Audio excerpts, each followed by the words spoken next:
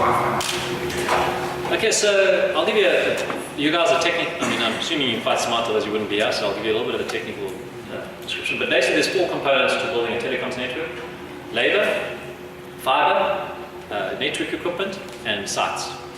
And so when we work with the government and we get all those costs down to the bare minimum, the way we do that is when we use labor, we don't use expensive 3G engineers, we use cheap Wi-Fi techies. It's like 2,000 Rand an hour versus 100 Rand an hour. When it comes to equipment, we use Wi-Fi equipment, not 3G equipment.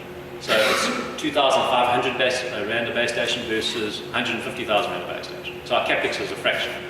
The third thing is we use municipal buildings and we don't pay rent and we don't pay electricity. So there's already buildings all over the city, everywhere.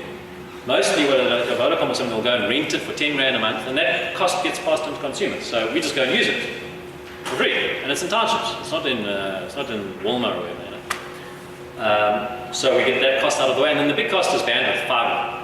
And what we did right at the beginning is we went to the big telcos and we said, listen guys, how much fiber have you got on the ground? And there's a lot of fiber in the country at the moment. The last 7 years, people have invested a lot of money in fiber. And then asked them, how much are you using?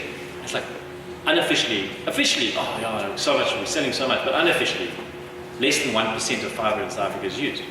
So fiber has almost infinite capacity. I mean, it's just, you'll never ever use the fiber. You know, I'm so tired of people telling me we run out of fiber. We're never going to run out of fiber. So that's a sunk cost. Accounting helped me in this, because like I understood that that's a sunk cost. Like some company has invested R1 billion, and they said they would generate this much revenue, and they're not. But if they sold to me at a marginal rate, like at bottom of the basement rate, right, they will get marginal income, which will pay off their asset, which is great. The only risk for them is, am I cannibalizing their market? So if I am cannibalizing the market that they were planning to sell to on their spreadsheet, which is rich people and businesses, they won't give me that discounted rate because I'll eat their lunch.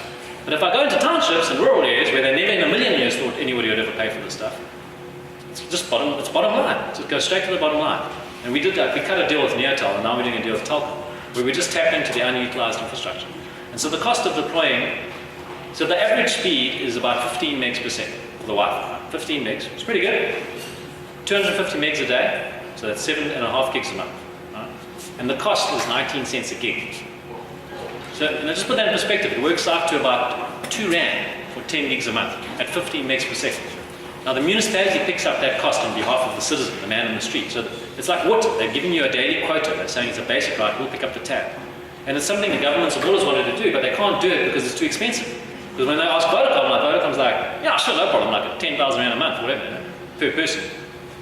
Well, to put it in context, it's 10,000 times cheaper the way the municipalities deploy our free Wi-Fi than if they were to go to the market and pay retail rates.